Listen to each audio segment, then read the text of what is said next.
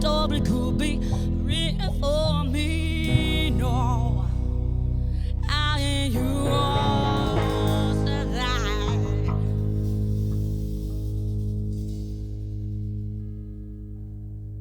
Pull that trigger, boy.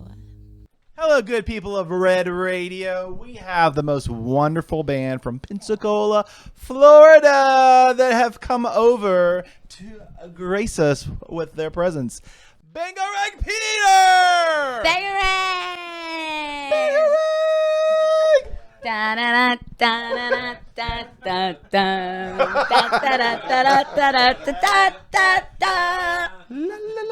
la.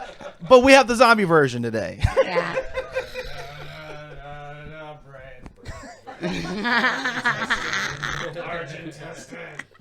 You guys play like a zombie show last night? We Is that what you were did. saying? Where did we play? Cockeyed Charlie's in Mobile is pretty cool. We had zombie Peter Pan and tights at a sports bar in Mobile, and it was fucking awesome. Yeah. Sounds like a long night. It was, man. Football players wear tights, okay? And I was about to say, We'll be all right. Jesse, did you keep those tights on all night? Good game, brother. So how did you guys come up with the Peter Pan theme? Well, we have these adult jobs, you know, and kind of like Hook. He grew up, he freaking forgot he was Peter Pan, and he became a lawyer, and then he has to find out who he really is. So, we were all doing day jobs doing that, and I forgot I was a musician. I forgot I was a songwriter, and my whole world changed. My husband left, 19 years of marriage, so it's like I just put my heart in a band, and I met them, and it's been the best freaking... So when did you get this started? When did you get this going? Sure. We've been a band now since December 2019. So December 14th was our first gig at Rodeo Rock, but I met them at an open jam. I just came in. He and I were the house rhythm section, because you know how open mics are. There's 52 guitar players, Right. all want to play Stevie Ray Vaughan all night. Never a bass player, Yeah, never a drummer. Exactly. So, and I was doing it because I had just moved back home after 32 years, and I grew up in Pensacola, and I love it there, and I'm finally back. And I started doing the open jams because I was looking for something. I didn't expect this much. And so, you know, there's a weeding out process. It's kind of like I'm auditioning, you know, people a little bit in my mind. And yeah, she floated in one night. I don't think she was touching the floor. And didn't have a guitar. I did have the PD, though. I did have the PD. Yeah, and so borrows a guitar, strums it, it's out of tune, makes no move to correct that. I'm like, okay, This is the lady for you. this is what we're doing. But then she turns to me and looks at me, and then the other eye caught See, up. I played with her before, and he looks at me, and I'm like, trust me. Yeah. I said, just trust Nothing to me. worry about. She goes, she goes, I write my own songs, and there's 3 chords, and I think you can play. And I was like, okay, just go ahead, because I'm not expecting. And then, yeah, I chased her off the stage afterwards. After that was over with, this is it. And then she turns and goes, don't you think the drummer's hot? And I was. You giving Jesus a run for his money. Yeah. Hey. I get Jesus and Charles Manson, which the Charles Manson it's a great compliment because he was handsome enough to have women kill for him. Like, I think that's a pretty good compliment. Music video shred the shed. Can you talk about that, because that came out really good? Yeah, our buddy Clay Allen. He does Shred in the Shed.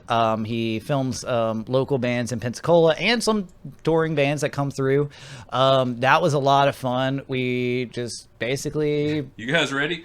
yeah, Okay. yeah. It was like, all right, y'all ready to go, and then film it, and then it was surprising how well it came out and the sound, because really it's like the way he was telling us, it's him figuring out how to do all of it. So it seems like it's like, oh, okay, here we go. But everything came out so good.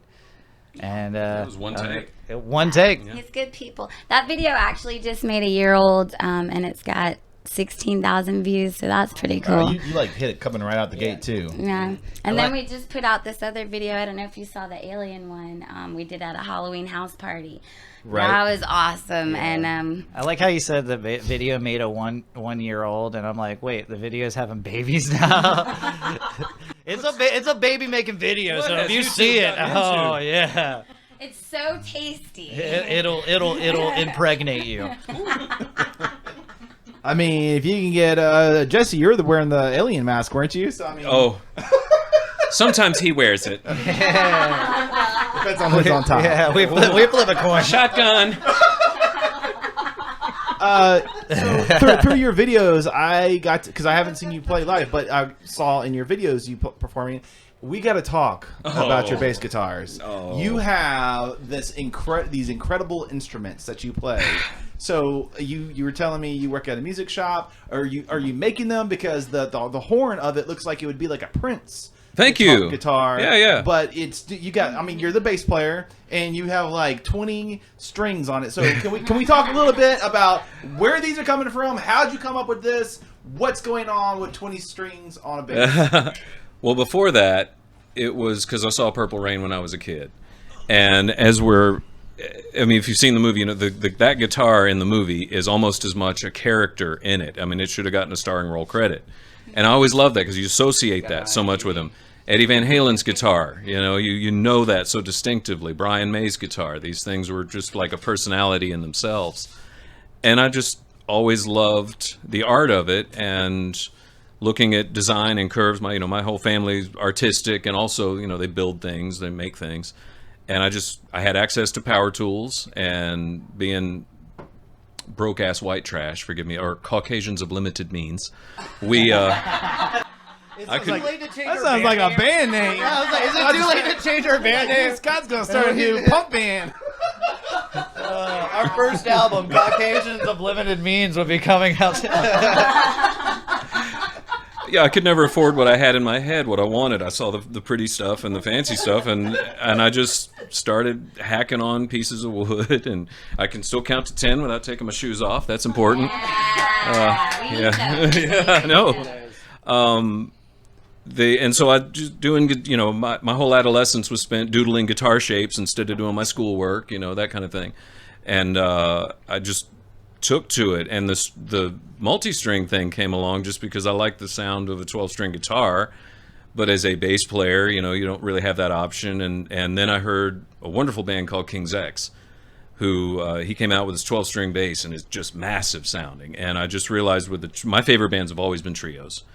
And it just gives you a whole nother dynamic to it, because aside from sounding heavy, you can almost do a Stevie Wonder kind of synth kind of thing, the way he would do with the octave dance that goes on with it.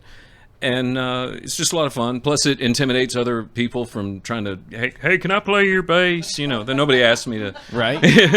So they'll come and look at it, but and nobody's going to steal it. They can't do anything with it. It's one of a. The body's inspired by Prince, and I see your through the tattoo. Yeah, he was the best of the best. Put it another way. To put it another way, I just like curves. Who doesn't like curves? Yeah, and Curves are good. And okay, so the other thing I wanted to ask was, I saw the inlays on the neck slide up. Is that you? Did you special order? I didn't invent that. There's a fella. LEDs and guitar necks have been around. I think Alembic was the first company to do it in the late 70s, early 80s. But there's a fella, SimsCustom.com over in England. His name's Martin Sims, and he Shout out Martin. Shout out Martin, yeah, man. And I briefly worked for him for a little while, and he showed me how to do it. And you just get highly trained termites in there, and you give them a solder iron when you send them in. And about 3 months later, you just tell them what color you want, and. I love it. I love the instruments. Peter Pan, man. He's Peter Pan. You gotta use electrician termites though, because Yeah, they got to be certified. they gotta be certified. So, do you guys always have this is like your go-to costume for the show, but you change it up? Oh yeah. Yeah. So you have like a closet just. Oh honey, I got a closet. I got a closet. It's crazy because It's a magic lands. It just started off as like just gonna be Tinkerbell, Peter Pan, but then like we started playing, yeah, and he's always a crocodile. But then we started playing like the Purple Parrot Tiki Bar. It's a really cool place. If you guys ever get to go to Perdido, go there. They have a singer-songwriter night on Mondays. It's awesome. And anyways, we went there, and it's so pretty. I was like, this looks like a place where Malibu Barbie would party. And so we did a Malibu Barbie Neverland. And we have fans, some amazing fans that come to our shows. They know all the words to our songs. So when I don't remember them, I look at them in the front, and I'm like, actually, the Hearts of Neverland. And my little sister, Madison, she comes, my brother, my parents. It's like... But we dressed up like Barbies. And then even our fans were like, okay, if you want to dress up, you get a free sticker, and they all dressed up. It was friggin' awesome. So then it just started becoming like a thing where we just have fun. We did Mortal Kombat Neverland. That was fun. Like when we first had a show, and it was like masks were required. Masks were required. So we're like, we'll do Mortal Kombat to get people to wear a mask, you know. And We actually did that one at the Juke Joint in June. We were talking about they do open mic comedy at Juke Joint, and you are a comedian as well. I've done their open mic a couple of times. It's a lot of fun. It's just a long drive to go, like, because we're from Pensacola, and we made the drive a couple of times, but it's hard to do it every time. But yeah, they do a really good open mic comedy there. He actually has a comedy album out. It's called Ethan Nutt on My Face. And our friend Benny Hugh, he's actually here today. He's amazing. He makes beats. If you want, look him up, Benny Hugh. But he put all these beats behind his comedy. It's friggin' awesome. It was done during quarantine, so you got to check it out. It's on. I couldn't do it. It's on Spotify, iTunes, everything, basically. Yeah, it's Ethan Nutt's on My Face. Principal songwriter for this group. Yeah, I've written all the songs, but What are some of the songs about? when I first met them, I was like in a crazy place, and I wanted to name the album. I'm sorry, Mom, I'm not gonna name it that, but it was gonna be called The Fuck You Diet. And the Fuck You Diet is about not just saying, you know, F you to food or anything that's not good for your health, but it was also about cutting out people. And I mean, it's hard to cut someone out that you've loved for so long, but they're not going to change. And my kids were getting bigger and they were watching, so I had to make a change for my children, so I did. So the whole album is pretty much me just fighting what I thought was love that wasn't love. So, and now I meet these amazing men, and I've been writing a little better. I'm not gonna lie, sometimes when I can't write, I unblock my ex and let him just send some shit. Yikes. So actually, one of the songs we're gonna do today is called Pull That Trigger Boy, and I actually saw him at a comedy club because Ethan Nutt's my boyfriend, and we go in. Yeah. I'm the drummer Shots she thought was fired. cute.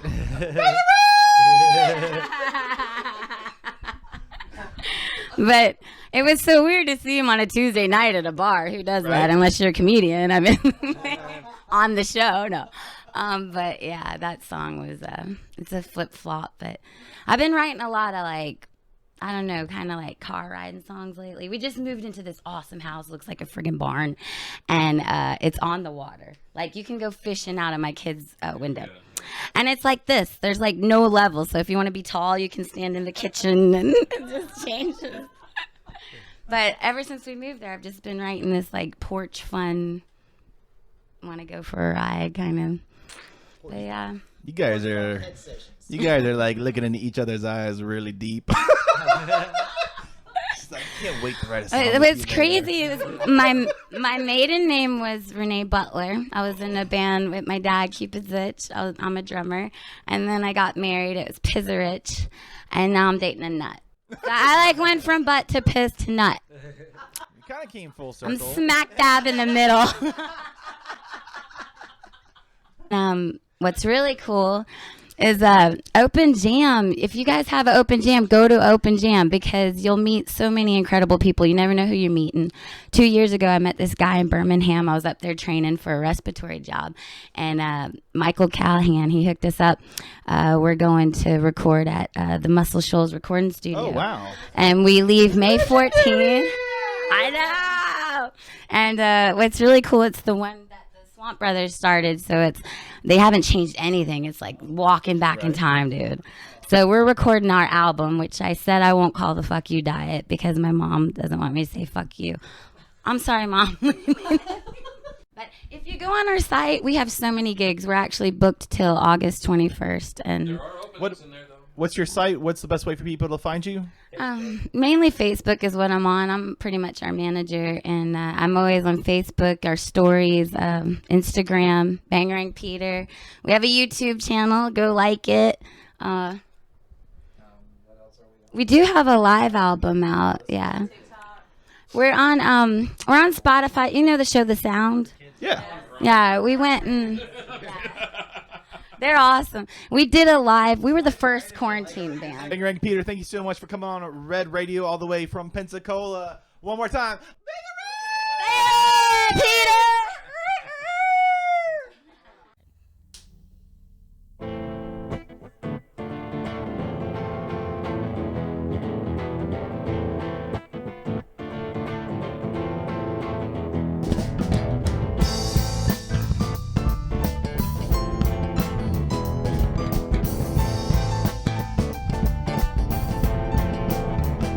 Heartbeats are looking over. You got me feeling like what the fuck? I don't even know who you are. What you do? You got me feeling like what the fuck? I don't even know what you want, what you need. Oh, God knows I need so hard. God knows I need so hard. Don't be so hard on yourself, girl.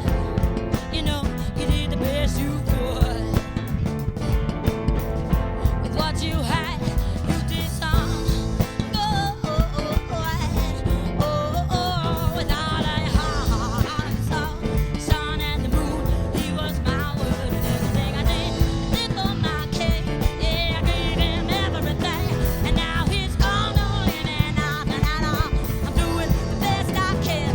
I'm on the corner with my guitar, with a zip job. I'm on the corner with my guitar, with a zip job. My heart beats hard. My heart beats hard. My heart beats hard. You keep moving. You got me feeling like what the fuck? I don't even know who you are. What y'all do? You got me feeling like what the fuck? I don't even know what you want, what you need. God knows I need some. God knows I need some.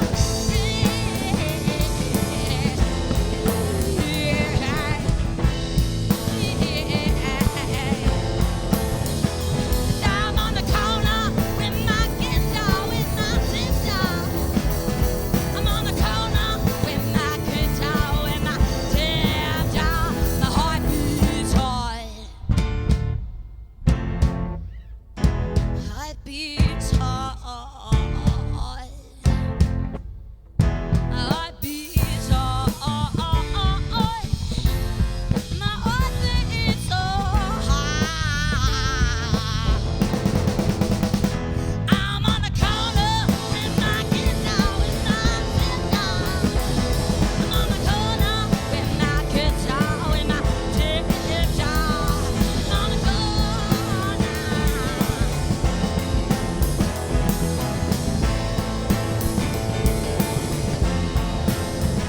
My heart beats hard. My heart beats hard. My heart beats so high, so high. Ooh.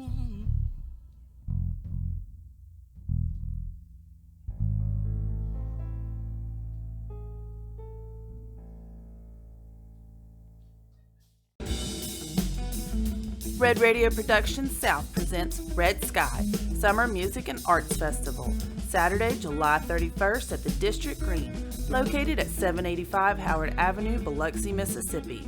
Featuring live music by Grayson Caps, Royal Horses, Galen Martin plus Crutches, Della Memoria, Mobtown Revival, Miles Sharp and Stereo Junkie, None the Wiser, The End, Gravity Tractor, and Zach Perkins. Stand-up comedy by Patty Dwyer. Live painters Greg Knoll Art, Robbie Amonette, and Andrew Switzer. Art vendors, street performers, food trucks, and cold beer. $20 tickets can be purchased in advance at Marley's Music or buy them at the gate. Kids 12 and under are free, so bring your picnic blanket and groove on the green with us at Red Sky. Ready. Kenan Barton. I got Kenan Barton. Kenan Barton from Party at the Moon Tower, but we're not talking about Party at the Moon Tower. We are talking about Kenan Barton at Red Basement Publishing. How did you get Red Basement Publishing going?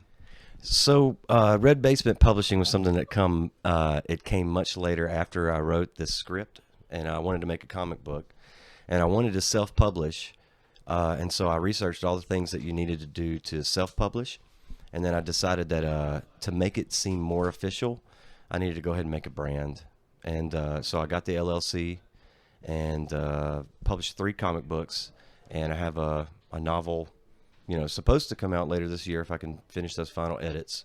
Is the novel like the collection of all the 3 issues together? Yes. In fact, I wrote it first, and so then I decided to kind of adapt the comic book from the novel.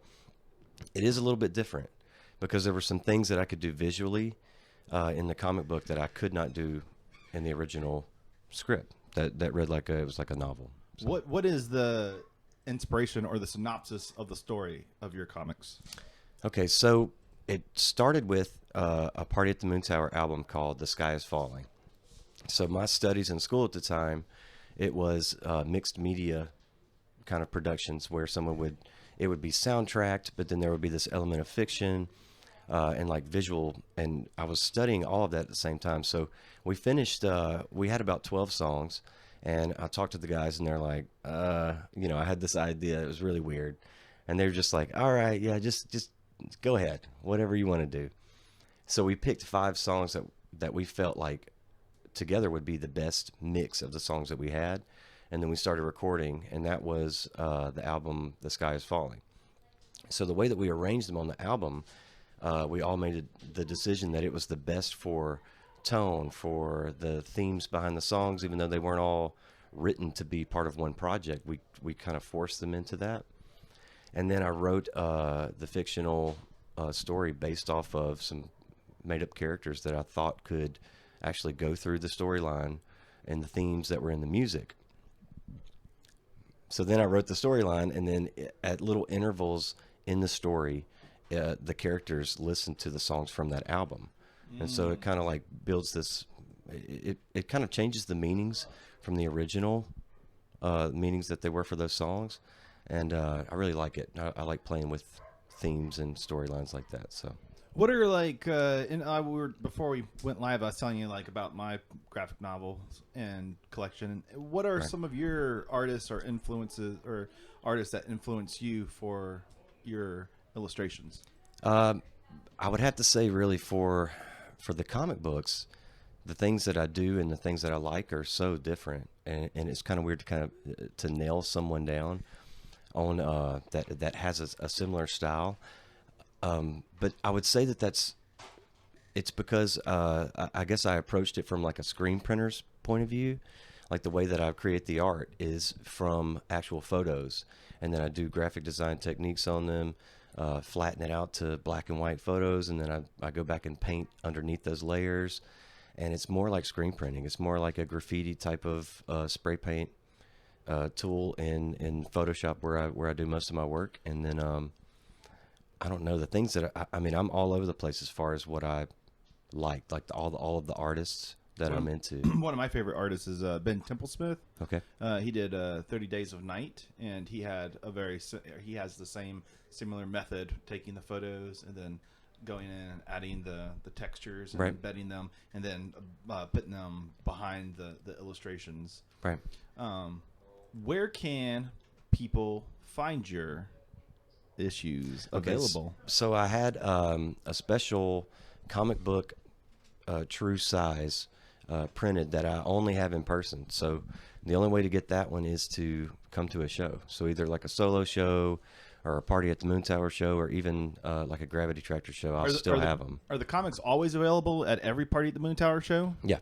So you always until I have run them. out of them. Yes. Yeah, because the last time we played with you, I remember you saying, you typically just try to encourage people to buy them online, but here's Yes. some hard copies. Yeah, if and that's they what I do say, want to look through it. The actual the hard copies that I had it when I got the LLC and did the publishing company.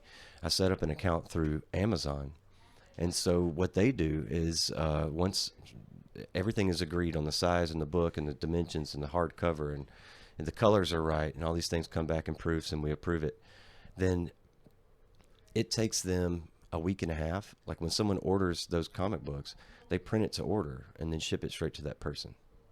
So it kind of it eliminated, especially even though I finished the 3 that I have in that interval in that part of the storyline, I finished it way before pandemic. But it's really been helpful during the pandemic that someone can just order it and have it shipped without having to actually come in contact with a single person. I was going to ask you what the creative productivity was like, if there were through all that. an increase during the pandemic with everything kind of being like, home based. It was kind of a hard restart for creative projects because I was home with my 5-year-old at the time, and I was teaching during the daytime, and so it was kind of like it wasn't that I had too much free time. I had access to my studio and all these creative things all at the same time. So then I kind of had to budget my time and say, there's a new Party at the Moon Tower album, there's a new solo album, there's this, there's these other 3 books that I'm trying to do art. You don't have a projects lot for. going on, really. It's just like, well, I've used this. It's kind of like there's an old adage about don't throw too many irons in the fire, or something like this. Like you don't really I'm subscribe opposite. to that adage. No, I'm the exact opposite. I will. You want more. Yeah, it's just You like gotta start a side band with Scott. yeah, exactly. That's why I brought the guitar. I was just like, hey, Scott, we're writing new hey, songs today. if you're not doing anything in the break, maybe we could write a song, and we'll just get a huge idea going. That's hard to pull off, but no. Well, it's my thing is like, what's the hurry? So if you have a good idea and you feel like you've done part of it, you don't have to release that thing today, and you can get burned out on one project and just put it down, get a breath of fresh air, and pick up something else. And that's the way I've always worked. My response has always been like, when people are like, why are you in like 3 bands and you're doing this, you're doing 4 podcasts and 8 bands and all the why so much? I'm like, well, it keeps me out of trouble. Right. Keep you busy. I mean, that's what I tell my wife, and she buys it. Well, I'm like, I could be in 3 bands. It's weird because I could probably be in New Orleans. all right. That would be fun right now. To be in New Orleans or be in Yeah. 3 bands? Oh well. Because you're like in 5, right? Well, I do the solo thing for. It's like Mike Ross is in your solo project and you're in his solo project. Yeah. And then you have a we're band interchangeable. together. Everybody in the band has a solo project that everybody in the band's in each other's solo project. That's right. Well, and then I also have Gravity Tractor, which is with Benji and Jay from Friday Night Gigolos and Will Berry, and we've constantly all through the pandemic and everything just still been working on music. We have one we haven't released yet. We're waiting on when we can start playing shows regularly again. So that's like every single time. It's like nothing ever slows down, I guess, just because the next thing always picks up. And one thing about us and all of us being in multiple bands is that we budget our time, and like in between projects, we work on other projects, and some things we have like songs and we're like, oh, this is perfect for this project, or this is for Right. this, or this has got to get out, but it doesn't fit anything else. So I need a solo thing. And that's kind of like where Mike was with his solo album, like he had there were a couple of songs that me and Joey Culver and some other people kind of jumped in on, but those were songs that he had written and worked on forever. And so he was finally like, I have enough. I'm going to do it. And it was like, we have a break, like do it.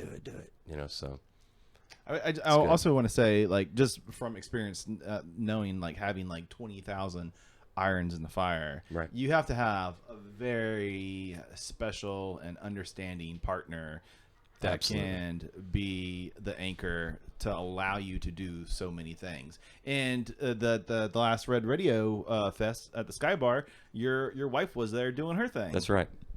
Yeah, no, she has an online boutique, Calico, and it's crazy. Like, you get to a certain point, and we're really, really happy where we are right now with our 6-year-old Riot, and she's got her own business, and she has another job where she's a manager, and I'm teaching school, and I still have all my creative projects going. And the only way that we got here was by being in each other's corners until, like in those tough times, whenever I was still in college and we're working and all these different things were happening, we always had each other's back, and kind of we play well off of each other, where we don't compete over anything. We can kind of back each other up because we're different in the right ways.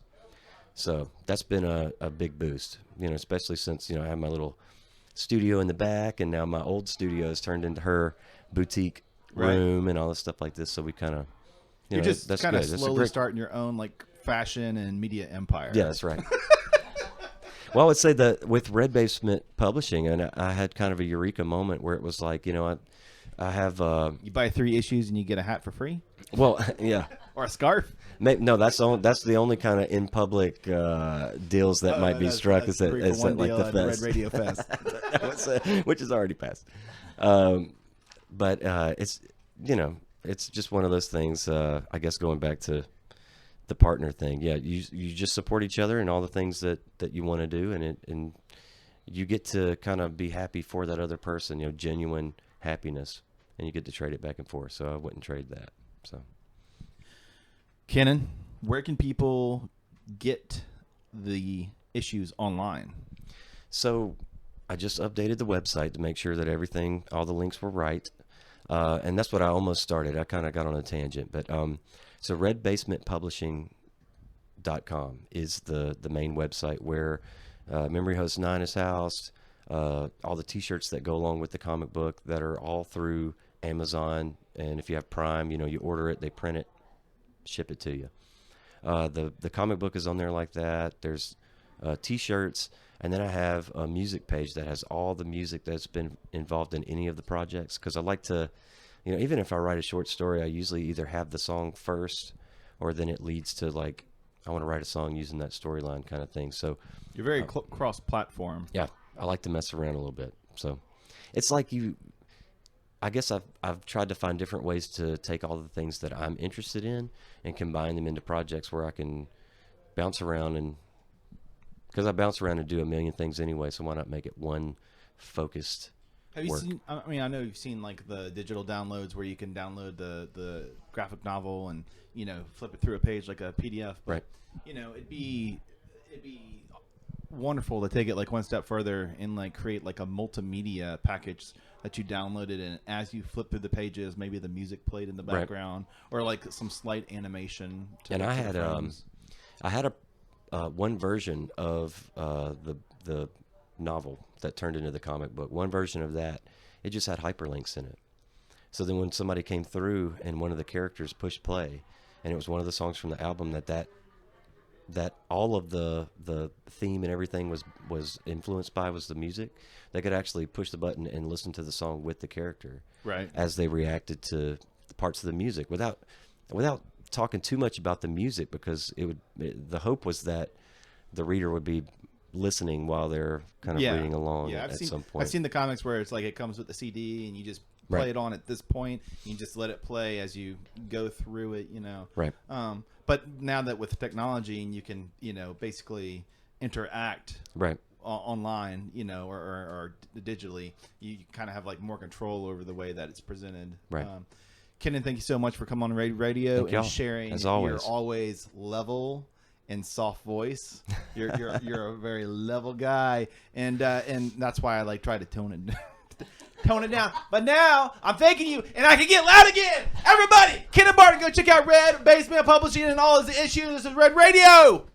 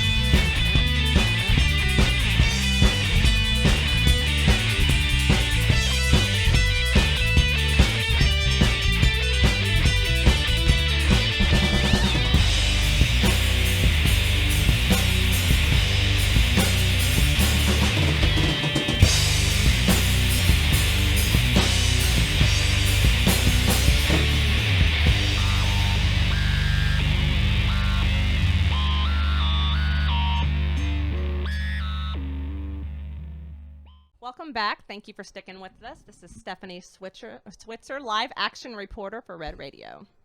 And joining us is Mitchell with the, what band is that? Pissing, what? That's correct. It's Pissing? This is called pissing. Okay. Pissing in a pot. Pissing in a Pot. Okay, so I don't know if y'all have heard of them, but this is Mitchell with that band. So how did you and Scott meet? You mean the drummer? Yeah, the drummer from the Pissing Pot. We met in a back alley. I believe this. I hit Scott up during quarantine and I said, hey man, I'm working on some covers. You want to put some drums and down on it? And he's like, yeah. And then when there was a Black Lives Matter protest in downtown Gulfport, and we went to it and hung out. And after that, he was like, hey, yeah, or actually at that, he was like, hey, let's get together and jam. And the next week we were jamming, working, knocking out tunes. So literally that was just the beginning of the Pissing Pot. Yes. Yeah. And then a whole rotation of people that we jammed with. Yeah, that's awesome. And what influences do y'all pull from? I don't know, Scott. What what influences do you pull from when you're drumming? All these questions. I'm not even on screen, man. These questions are for all of us. He might as well just come in. Yeah. So there's several bands that me and Scott like in common. Pixies, and the Flamin' Lips, Nirvana. I don't know. Yeah, like I would say that. I mean, I think for each of us, it's probably a little. We pull from different ones, but So it's kind of like a mixture of what everybody's into, whatever, and y'all just kind of put it together like a buffet. yeah. I think when we approached Jason, the bass player, I think I presented it to him. Like I said, something like, "Hey, it's gonna hopefully maybe be a cross between Sonic Youth and the Pixies, and maybe the Toadies." Nice. Okay. All right. And are y'all going to be coming up with any singles, anything studio-wise? We are working on several songs to have a little EP out, maybe later this year. Yeah. And what type of songs can we expect from that? It's three from the live set that we were playing a couple months ago. So it's three from those, which is like half the set.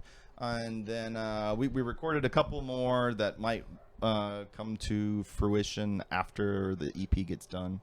Nice. Okay. And in seriousness now, the name of your band, how did you come up with the Hissing Fetus? So the name of the band was suggested by the lead guitarist Jared Cecil, and Jared came to jam with us one night, and then the following week I was like, hey man, you down to do this, like, you know, for real? And he was like, yeah, as long as the name of the band's Hissing Fetus. And I was like, done. So he already had that planned, and I don't know what he had planned. definitely gets people's attention though. I think the only thing he had planned was having a baby.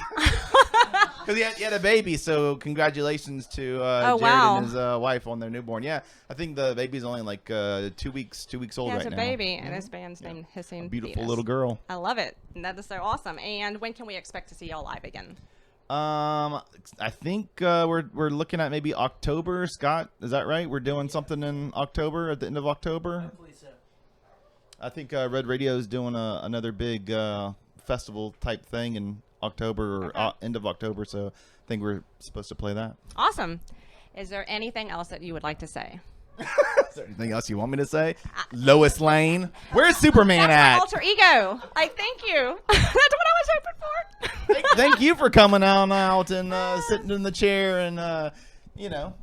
Yes, thank you. Thank you so much. It was really nice taking Asking the questions the for a OG change. spot for a change.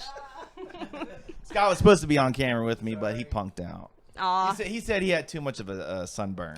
I'm freaking purple, man. Yeah, how are you gonna get a sunburn it's sitting out under fuchsia. that shed out there? Jason would like for everyone to know hissingfetus.com if you are interested in bath towels that say Hissing Fetus, Yes. shower curtains, Doggy No way. doggy bowls, beds, dog beds. Oh, Fred's for pets. It's perfect. Doggy bowls, Fred's for pets. dog collars, Uh, blankets, socks. anything that you would like to see the Hissing Fetus logo on. So we can ask. Go to hissingfetus.com and you can buy the merch there. That's Jason will thank you very much. That's genius. Love it.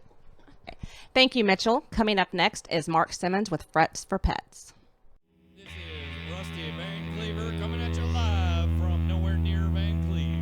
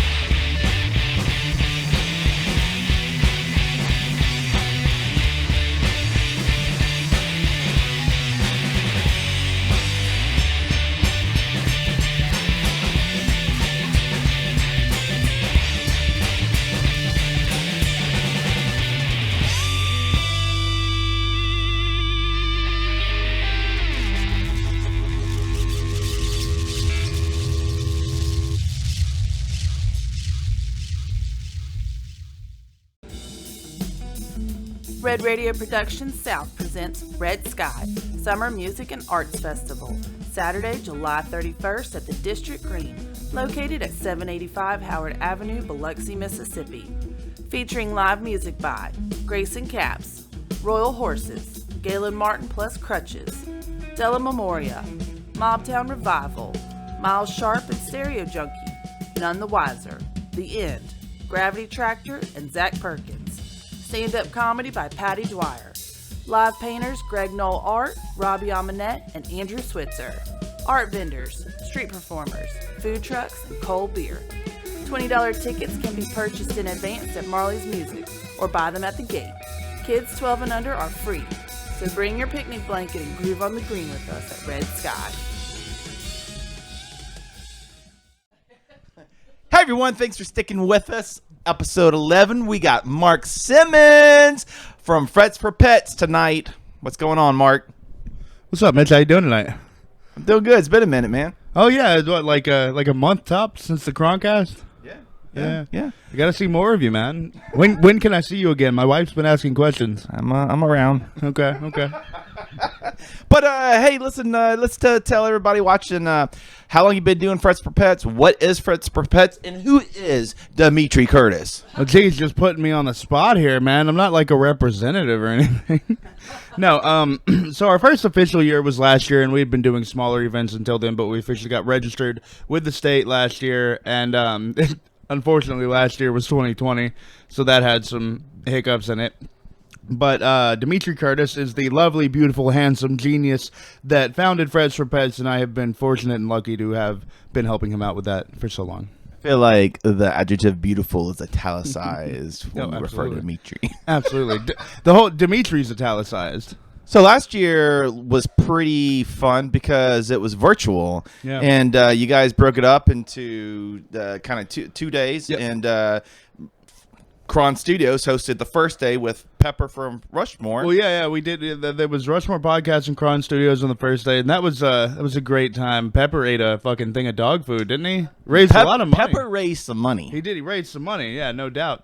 We had the second day with the guys from the sound, Kevin and Jared over there. The idea to do it digitally came from the coronavirus outbreak of 2020, and it was one of those things where it was weird because we had a lot of plans, and like everybody that had plans that year, a wrench got thrown into the cogs, and we made the best of it. I asked Dimitri, I said, why don't we try doing it as a stream? And then we just started networking with bands, getting people together to submit videos. I've been a big fan of the Frets for Pets for a few years now. We thank you. Because I remember not last year, but the year before, I think I played it. I was playing bass in a band, and that band played it. And then last year, me and Scott were gonna play it, and it didn't work out or whatever. But I get to play this year, so I'm pretty excited. All right. And be a sponsor. So And sponsor, which by the way, thank you guys so much for helping sponsor Frets for Pets. is it just the money that you raise to help animals goes to just the Humane Society down here, or how does that work? How does that part work? Because I don't think that got discussed between Pepper drinking alcohol out of a shoe. Yeah, no, there was a lot of a lot of blank in between. No, so essentially we fundraise for the event throughout the year, and then whatever we have left over and whatever we raise during the event goes directly to not just the Humane Society. We also consider other animal shelters and things locally. Can we say like Frets for Pets saves 6,000 kittens every year? Can we attach a high number? I wish we could, because like, you know, buzz phrases like that help us get the message out, but unfortunately I just don't have one. I will say that over the past few years we've been able to help, you know, like the money goes directly towards getting food for animals in the shelters. Not just that, but toys, helping them have like, you know, like blankets, things like that. Dogs like to feel like that little spot they have is home, you know, and we like to think we help make that happen. I'm a dog person. Absolutely. I have allergies to cat dander. Aw. I can't bring my cat over then. I told my wife, I'm like, I said, hey, I get to play the animal benefit thing this year. It's gonna be awesome. It's gonna be great. It's gonna be hot. I'm so excited. She's like, God. but you're allergic to cats. Why? And I'm like, but I love gatherings. There you go. There you go. Well, we're gonna. What band are you playing with this year? It's gonna be a loud band. It's gonna be what? It's gonna be loud. A very loud band. We'll make sure to flood the stage with cats. It's gonna be a juke joint, right? We're doing a juke joint Yeah, this we're year? doing a juke joint. Of course, we're doing a juke joint. Who do you have lined up? Who do you have confirmed so far? Oh God, we've got a lot of names. We obviously have Project 9 in Touch Biloxi. A big part of ever since I joined sort of the board, I've been pushing for more hip hop, and I'm really proud to say that we've confirmed Skinny Bragg, Neighbors Through the Wall, and the Real TNT, who are all wonderful hip hop acts from sort of the tri-state area. We also have a lot of big rock acts, all of whom are escaping my brain at the moment, but we have them. Rest assured, we have them. Everybody, go to Juke Joint August 6th, 7th, and 8th. to see really loud rock bands and hip hop bands. And hip hop bands. And are you gonna maybe be something performing else? hip hop? Oh, yeah.